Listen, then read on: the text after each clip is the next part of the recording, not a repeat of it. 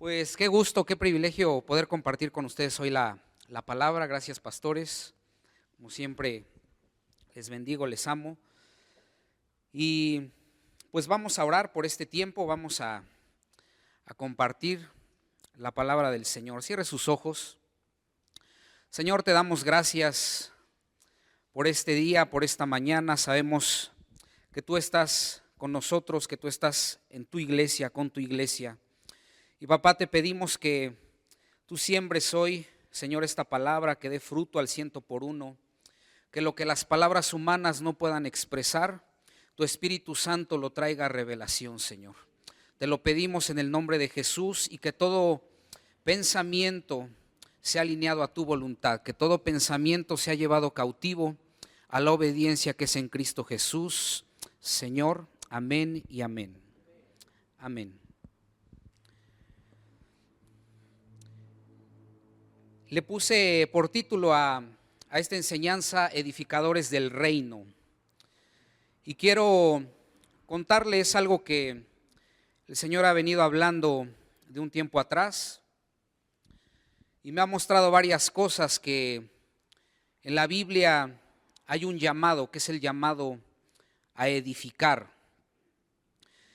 Y hoy quiero hablarle acerca de la iglesia. En Génesis, cuando Dios crea a Adán y a Eva, Dios establece dos instituciones, la iglesia y la familia, dos instituciones divinas, y que cabe destacar que hoy son atacadas. Constantemente vemos cómo se está atacando a la familia, a la iglesia, y eso es para pensar, ¿no?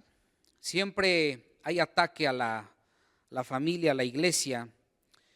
Y nosotros necesitamos levantar una generación que honre a Dios, que honre a la iglesia, entendiendo que la iglesia local es el plan de Dios para esta tierra. Es el plan de Dios para esta tierra. Entendiendo que Jesús se fue, pero Él va a regresar a buscar a su iglesia. Cantábamos en una alabanza: todo ojo lo verá cuando Él venga y regrese con poder. Y quiero llevarle a una historia muy concreta. Esta historia, Primera de Crónicas, capítulo 17, verso 1, a partir del verso 1 al 2. Versión Nueva Traducción Viviente dice: una vez instalado en su palacio, David mandó a llamar al profeta Natán. Mira, le dijo David, yo vivo en un hermoso palacio de cedro, mientras que el arca del pacto del Señor está allá afuera, debajo de una carpa. Natán le respondió a David: haz todo lo que tienes pensado, porque Dios está contigo. Lo primero que quiero decirles, quizá no le conozco bien, pero entiendo que hay un llamado para todos nosotros, hay un llamado en común para todos nosotros, y es el llamado a edificar, ser edificadores. Usted fue llamado a edificar la iglesia de Jesucristo, usted fue llamado a edificar la iglesia local, usted fue llamado a edificar muchas otras cosas, pudiera ser su familia, su casa, su matrimonio. Hay un llamado a edificar. Y Dios tiene un propósito con su vida, Dios tiene un propósito con su familia, Dios tiene un propósito con usted. Usted no solamente está en este lugar como un espectador, sino que hay un propósito para su vida. Dios tiene destinos, Dios tiene planes para nosotros. Y quiero empezar haciéndole una pregunta en relación a lo que veíamos aquí en Primera de Crónicas 17:2. ¿Tiene usted un corazón para edificar? ¿Tiene un corazón para construir? Esa es la pregunta. ¿Por qué esta pregunta? Porque antes de que yo pueda edificar algo por fuera, todos tenemos ese deseo a edificar algo por fuera. Antes de que yo pueda edificar algo por fuera, primero necesito aprender a edificar algo por dentro. Y edificar tiene que ver con el corazón. Es una cuestión del corazón. Cada vez que la Biblia habla del corazón, no solo se refiere al órgano, sino que muchas veces se refiere al deseo, al motivo, a la intención que yo tengo de hacer algo. Por eso es importante que antes que nosotros podamos edificar algo por fuera, debemos edificar algo por dentro. Edificar carácter, edificar nuestro corazón, edificar nuestra vida espiritual. Pero lamentablemente hay una generación que muchas veces lo vemos, todo lo quiere rápido, todo lo quiere ya, no quiere soportar procesos, no quiere ser disciplinado, una generación que no se sienta a escuchar, a aprender, y no le gusta tener ese proceso de formación que siempre es necesario para ser edificado. Si queremos edificar algo por fuera, entonces tenemos que empezar con lo más importante, que es el corazón. Nuestro corazón tiene que ser edificado, tiene que ser formado. ¿Y cómo formamos nuestro corazón? ¿Cómo somos formados por dentro? Escuchando la palabra, somos formados teniendo con nosotros una autoridad espiritual, sometiéndonos a esas autoridades espirituales, siendo corregidos, y así vamos siendo formados en ese proceso.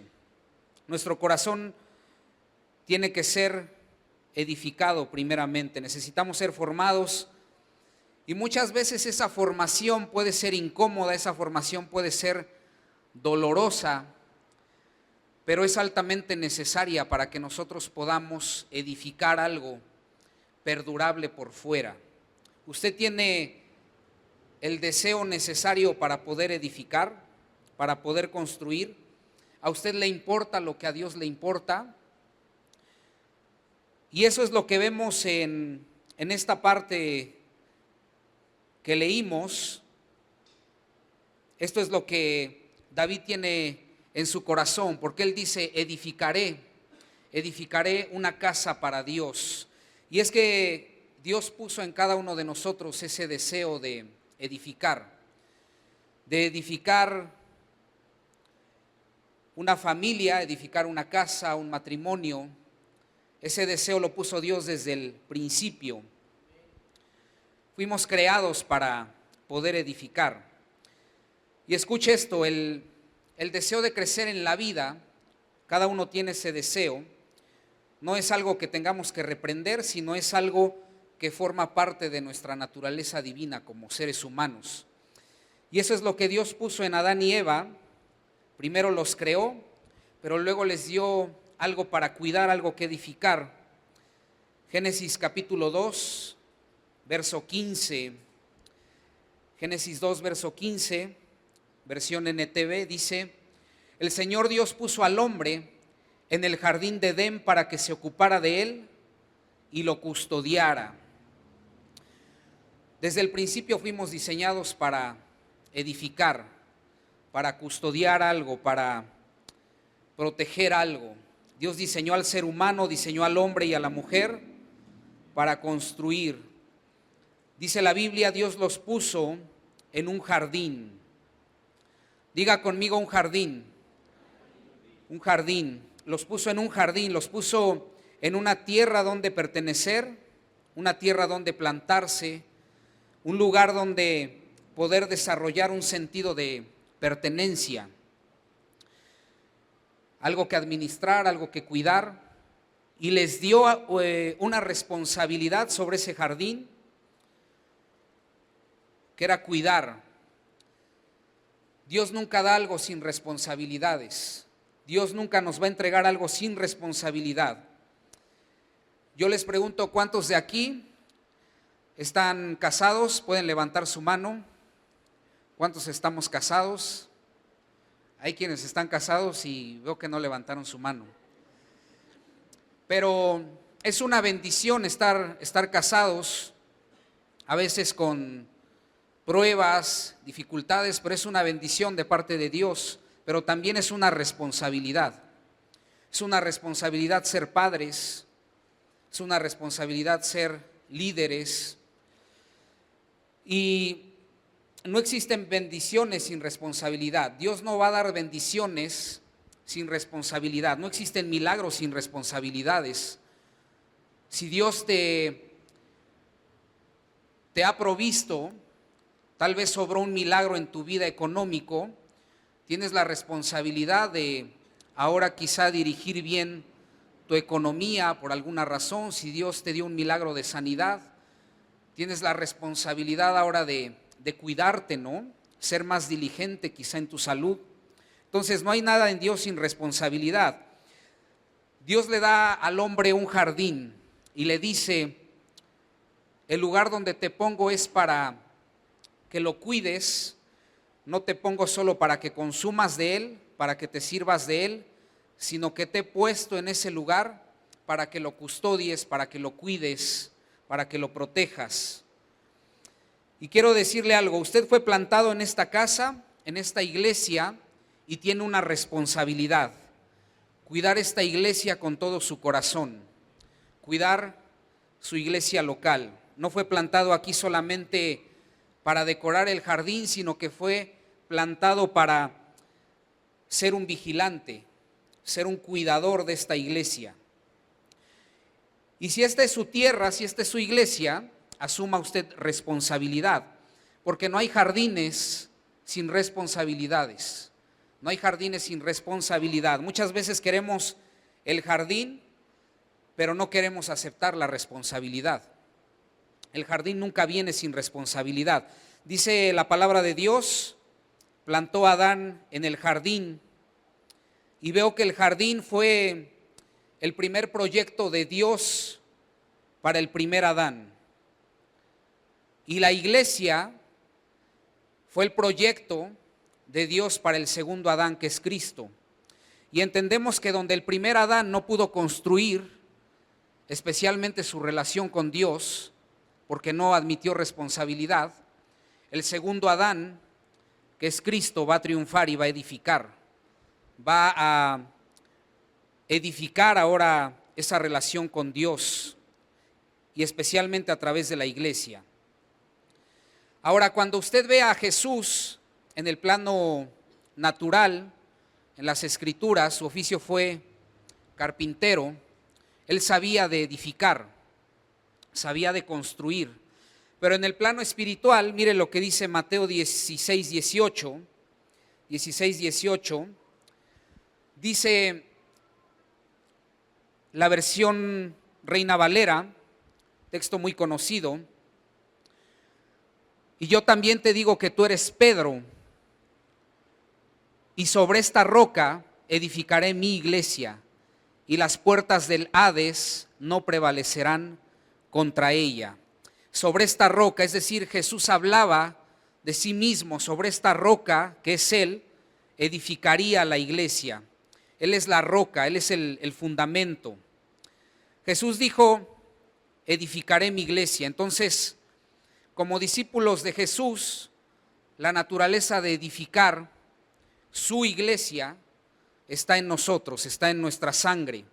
Jesús quiere edificar esta iglesia a través de usted. No es un misterio lo que Dios le ha llamado a hacer.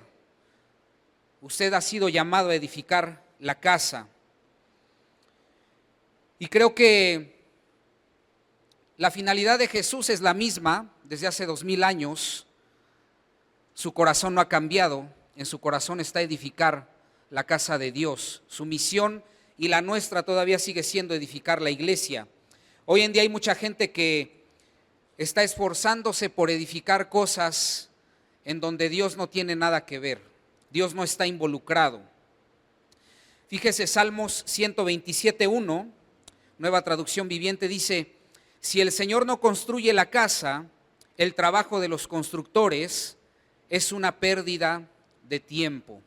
Y si el Señor no protege la ciudad, protegerla con guardias no sirve de nada. Y qué triste debe ser que, pasando el tiempo, podamos mirar nuestro pasado y observar y darnos cuenta que quizá todo el tiempo estuvimos edificando algo en lo que Dios no estuvo, en el asunto. Si el Señor no edifica, es en vano. Si el Señor no está en medio de lo que edificamos, es en vano. Es triste invertir nuestro tiempo, nuestros recursos, nuestra familia, nuestra vida en algo que quizá Dios no nos llamó a edificar. Jesús dijo: edificaré mi iglesia, porque la iglesia para Él es un asunto personal, es un asunto de vital importancia. Y hoy vemos gente que edifica cosas para las cuales Dios no está. Dios no está en medio. Podemos identificar esto como el espíritu de Babel. El espíritu de Babel, seguramente usted conozca la historia en Génesis 11 verso 4. La palabra dice que toda la humanidad empezó a construir, a edificar una torre, una especie de plan para poder llegar a Dios y no dispersarse.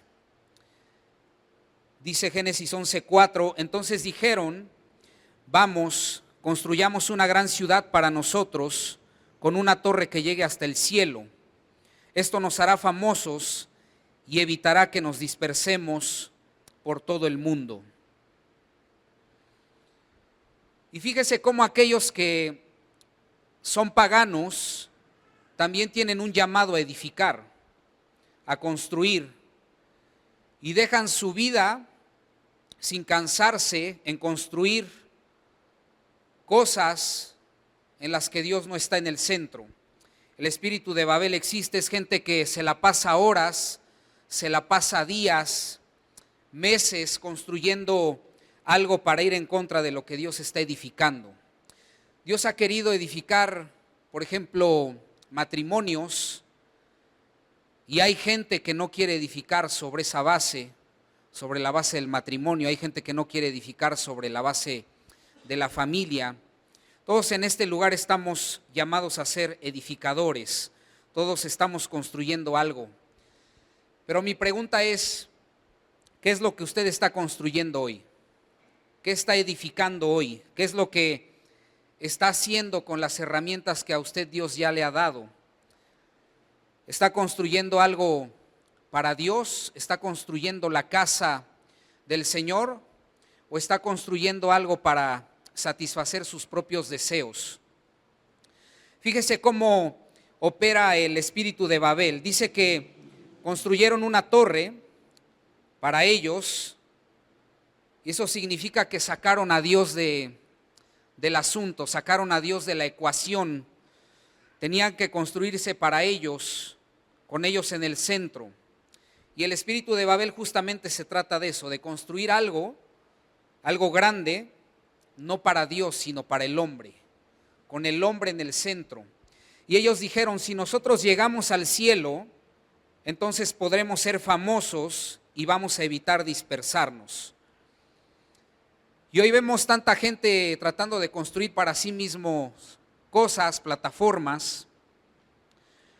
Y yo entiendo que nosotros tengamos que construir, edificar nuestra familia, nuestra economía, nuestro matrimonio, varias áreas de nuestra vida, pero no se olvide que su llamado más importante es edificar la casa de Dios.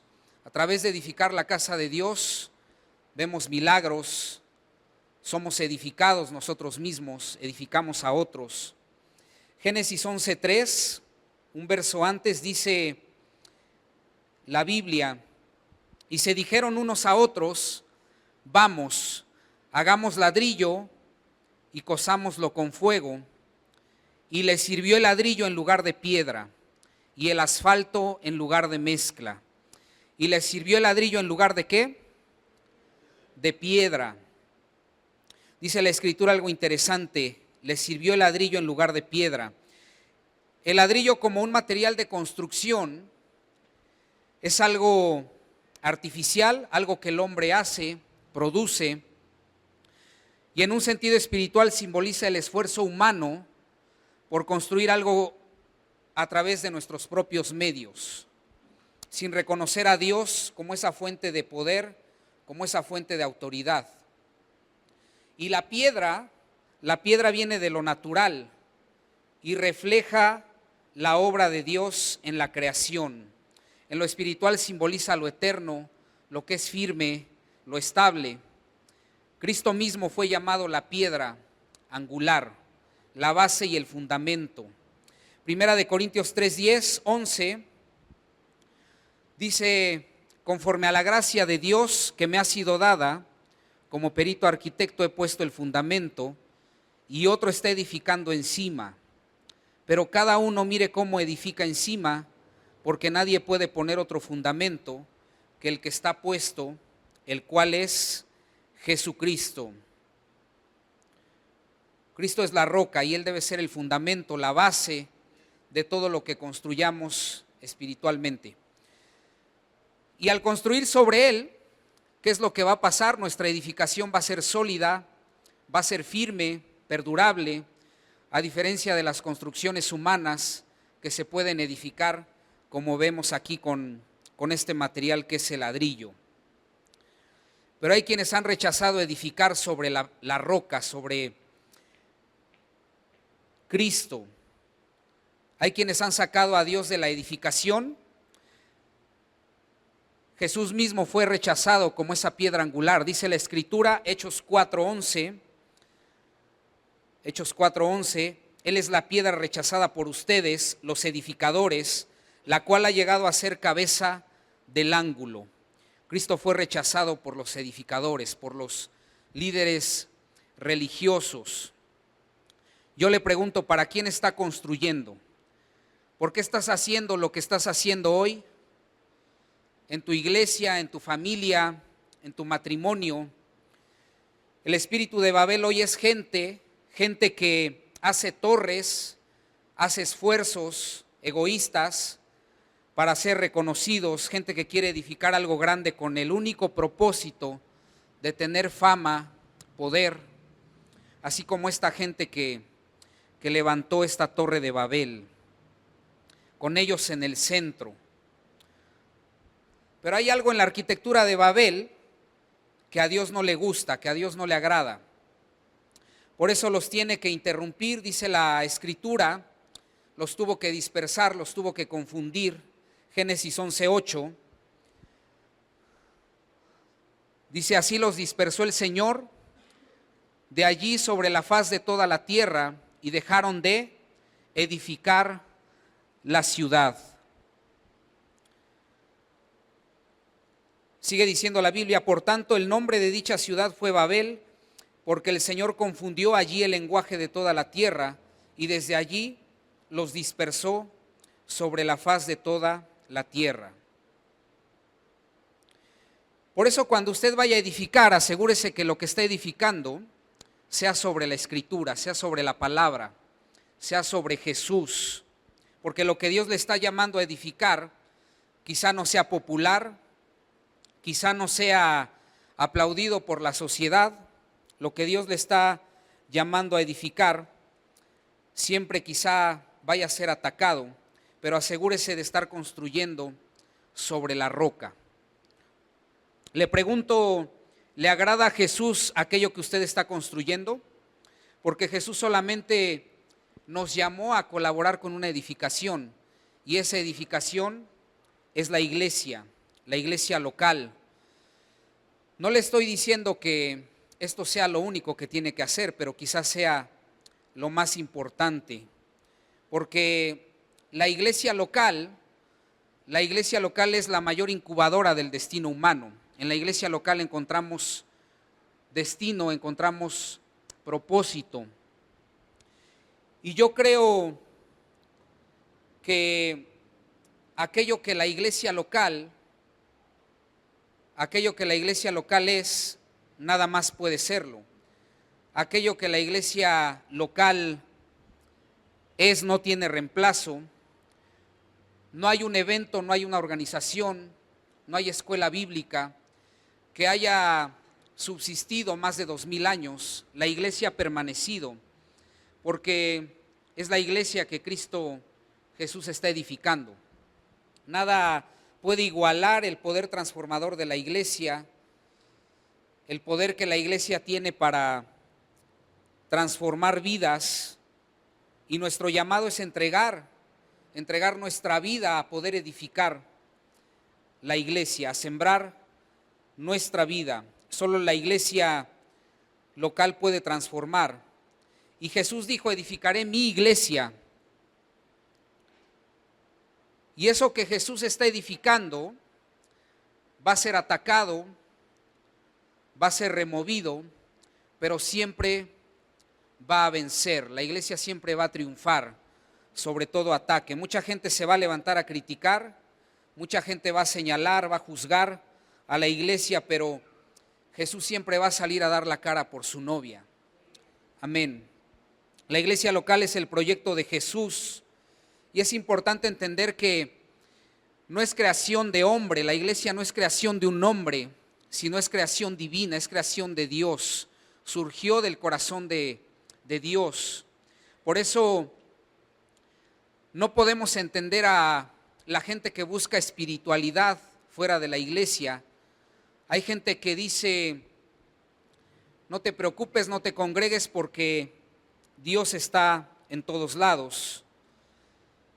Y sí, Dios está en todos lados, pero Dios no se manifiesta en todos lados. Dios no obra en todos lados. Creo que la iglesia sigue siendo el lugar donde Dios habita y donde Dios habla. Fíjese lo que el apóstol Pablo dijo en Hebreos 10:25. Él dice: no dejen de congregarse como algunos tienen por costumbre. Es importante congregarnos. Y yo quiero rescatar el valor que tiene la iglesia para congregarnos, el valor que tiene reunirnos como hermanos de la fe, porque muchas veces hay personas que hablan de su amor a Dios, hablan de amar a Dios, pero han perdido totalmente el respeto, la honra por la iglesia local. Han perdido el respeto hacia la iglesia de Cristo. Y quiero decirles: es imposible amar a Jesús, es imposible amar a Dios y no amar a la iglesia. Usted no puede amar a la cabeza y no amar al cuerpo. Usted no puede seguir a la cabeza sin ser parte del cuerpo. Usted no puede comprometerse con la cabeza sin comprometerse con la iglesia, con el cuerpo. Cualquier cosa que yo hago hacia la iglesia, también la hago hacia la cabeza, la hago hacia Él. Y nosotros tenemos que volver a darle a la iglesia el valor que merece, el valor que tiene. La Biblia dice que Cristo amó a la iglesia, que dio su vida por ella y que Él va a regresar a buscar a su iglesia. Y escuche, entregarse a una iglesia, sembrarse en una iglesia local, es bíblico. Estar en una iglesia arraigado es bíblico. Usted va a poder invertir su tiempo, sus recursos, su esfuerzo, y va a haber bendición. En ese proyecto de Jesús va a haber bendición. Quizá para algunos esto pueda ser demasiado radical, pero para la iglesia primitiva no era radical. Hombres que daban su vida, hombres de fe, que dice la Biblia, de los cuales el mundo no era digno. Y hoy vivimos días muy raros donde la gente y el sistema ataca a la iglesia. Ataca a la iglesia porque es la creación, la institución respaldada por Dios, pero a veces lo que no entiendo es cómo la iglesia sufre lo que diríamos fuego amigo. Gente que dice tener una relación con Dios, gente que dice amar a Dios, pero ataca y menosprecia a la novia del Cordero. Me pongo a pensar lo que decía el apóstol Juan, primera de Juan 2:19. Él dice: ellos salieron de nosotros, pero nunca fueron de nosotros, porque si hubiesen sido de nosotros, habrían permanecido con nosotros, pero salieron para que se manifestase que no todos son de nosotros.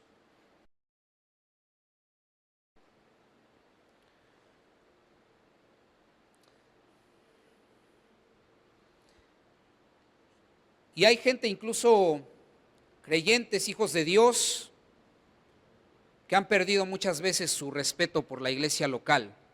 No la valoran, y eso pasa porque dejaron de construir fuera del plano de Dios, fuera del plano bíblico. Y vamos a Primera de Crónicas nuevamente. Quiero regresar a esta parte, Primera de Crónicas 17:1. Dice lo que leímos: una vez instalado en su palacio, David mandó a llamar al profeta Natán. Mira, le dijo David, yo vivo en un hermoso palacio de cedro, mientras que el arca del pacto del Señor está allá afuera debajo de una carpa. Natán le respondió a David, haz todo lo que tienes pensado, porque Dios está contigo.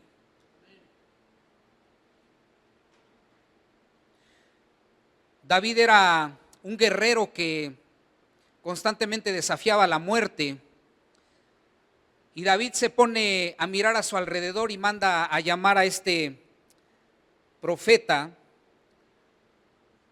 David se da cuenta que está viviendo en un hermoso palacio de cedro, y le dice, mira Natán, no puede ser que yo esté viviendo en un palacio y su presencia esté en una carpa.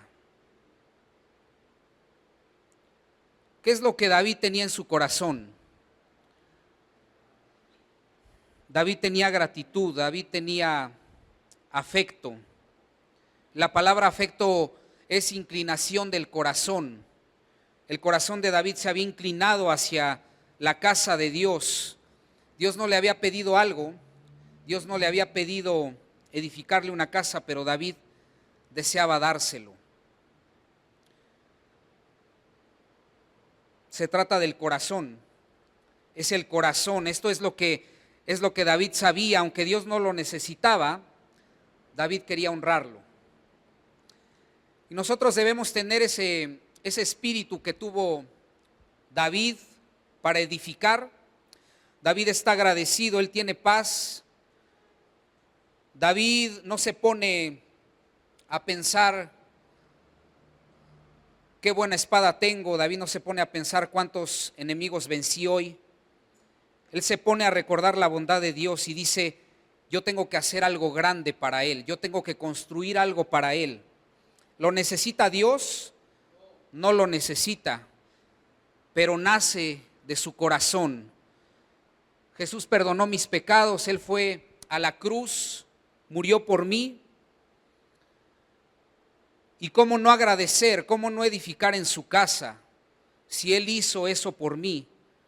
Dios no lo necesita, lo necesito yo. Esa es mi alabanza, esa es mi ofrenda, mi adoración hacia Él. Y fíjese, comentábamos, no sé si usted vio lo que pasó en las noticias de un padre que tomó a un bebé, lo metió a una bolsa y se le ocurrió tirarlo. Y es muy grave lo que sucede con personas que tienen eso en el corazón, porque han dejado de construir fuera del plan de Dios, han dejado de edificar sin Dios.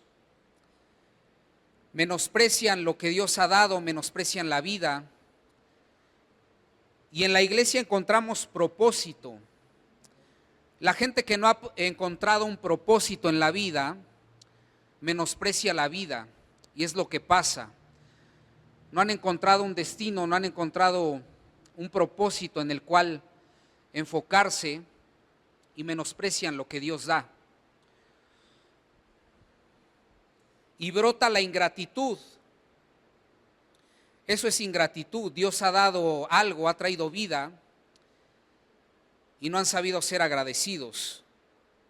Lo que muchos necesitamos, otros lo desechan. Y cuando la semilla de ingratitud brota en el corazón y no se arranca de raíz, eso trae como consecuencia deslealtad. La semilla de ingratitud es la semilla que brotó en el corazón de Esaú, es la semilla que brotó en el corazón de Lucifer. La semilla de ingratitud brotó en el corazón de Judas y eso trajo deslealtad, y la consecuencia de la deslealtad es muerte, no solo física sino también espiritual. ¿Cómo está su relación hoy con la iglesia? ¿Cómo está hoy la relación que usted tiene con su iglesia local? Contestar esta pregunta es muy importante porque eso puede ser un indicador de cómo está su vida espiritual. Como decíamos, no podemos amar a Dios, no podemos amar a la cabeza sin amar al cuerpo, a la iglesia. Usted tiene el compromiso, usted tiene la responsabilidad de congregarse, tiene la responsabilidad de traer a sus hijos, usted tiene la responsabilidad de bendecir y de estar edificando en su iglesia, porque su nivel de compromiso va a determinar su nivel de alcance en el reino de Dios.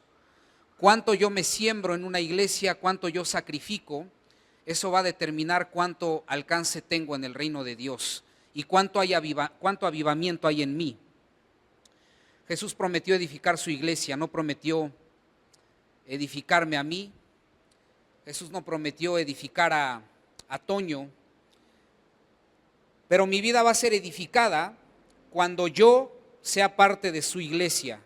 Y cuando yo planto mi vida en la iglesia local, entonces todo lo demás va a empezar a ser edificado en mi vida. Yo quiero animarle a que usted siga sirviendo, siga congregándose, siga sembrando. Usted nunca dude de lo que puede dar, sea poco o mucho, usted délo, porque eso puede transformar una vida. Y no solo estoy hablando de cuestiones materiales, estoy hablando de tiempo, de esfuerzo. Y la iglesia siempre se va a edificar con gente que tiene algo para dar, con gente que tiene algo que sembrar, no con gente que tiene algo que demandar. La iglesia crece con lo que tenemos para entregar, gente que tiene algo que ofrecer. Le pregunto, ¿usted todavía tiene algo que ofrecer a la iglesia? ¿Usted tiene algo que sembrar en la iglesia? Yo creo que sí. Cuide su iglesia, cuide a sus pastores, cuide a la familia de la fe. Es importante que sepamos que la iglesia es creación de Dios, es una idea divina, no es creación de hombre. Defienda su iglesia. Corte donde haya murmuración, corte donde haya chisme, crítica. Usted tiene que defender lo que Dios le ha entregado. Usted tiene que defender el lugar donde Dios lo ha sembrado. Cuide su iglesia. Es importante que nosotros cuidemos, diría, el jardín, como no lo supo hacer quizá Adán, como no lo supo hacer Eva. Cuide a su iglesia, cuide a sus pastores, cuide a la familia de la fe. Decirle corte cuando haya murmuración, corte cuando haya crítica, cuando haya quizá palabras de juicio. No confíe en nadie que le hable mal de un hombre o de una mujer de Dios. Cuando hablan de su iglesia, están hablando de su casa y de su familia. Y si usted no defiende a su casa, nadie más lo va a hacer por usted. Entonces tenga sentido de pertenencia. Nosotros debemos tener ese sentido de pertenencia, plantarnos en una casa. Es importante, defienda su iglesia, haga saber lo que Dios le ha entregado, haga saber a sus pastores que cuentan con usted. Pastores, cuentan conmigo, cuentan con mi esposa, cuentan con mi familia. Amén. Y fíjese, tengo un ejemplo más para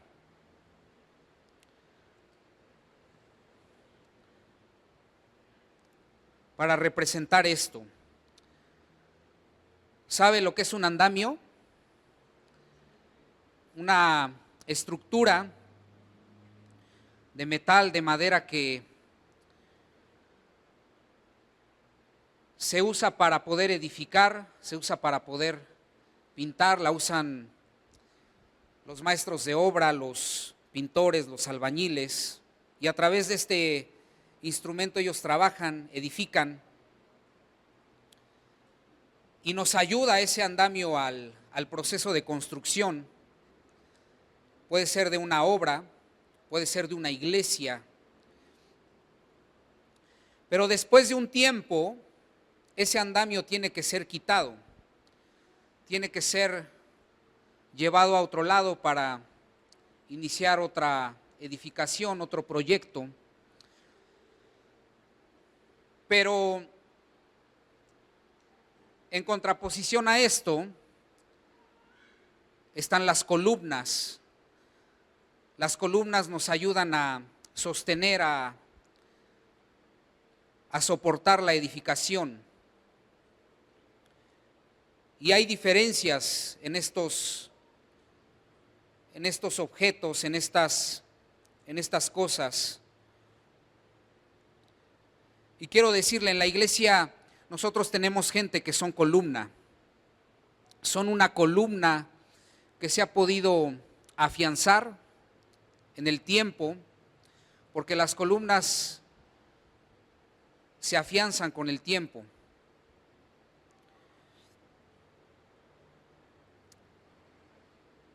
Las columnas son buenas porque soportan la edificación. Los andamios no son malos, podríamos decir son buenos porque ayudan, pero no son confiables. Los andamios están de paso, no permanecen en el tiempo para soportar la edificación, pero las columnas sí. Y yo quiero decirle, creo que es un tiempo en el que Dios nos está llamando a ser columnas, no andamios. Las columnas son gente en la que se puede apoyar la visión, es gente en la que se puede apoyar un proyecto, es gente en la que se pueden apoyar los pastores, los líderes. Creo que en cada célula hay columnas, creo que en la iglesia hay columnas. ¿Cuántos quieren ser columnas de esta casa? Levanten su mano. Hay un destino para usted, hay un propósito de Dios y es ser columna. Y yo durante el tiempo que estuve en esta iglesia y hasta ahora, yo me propuse con mi esposa ser una columna para el manantial. Yo llegué a la iglesia hace aproximadamente 7 años y fue un proceso donde Germán, que puedo considerar un papá espiritual, también junto con mis pastores, me invitó a servir en jóvenes y a partir de ahí empezamos a arraigar, a sembrar nuestra vida, a tener una vida y un sentido de pertenencia en esta iglesia.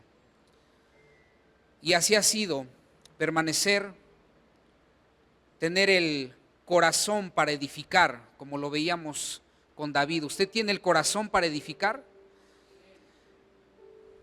Es el deseo de decirle, Señor, yo quiero edificar tu casa, yo quiero seguir construyendo, yo quiero seguir sembrando.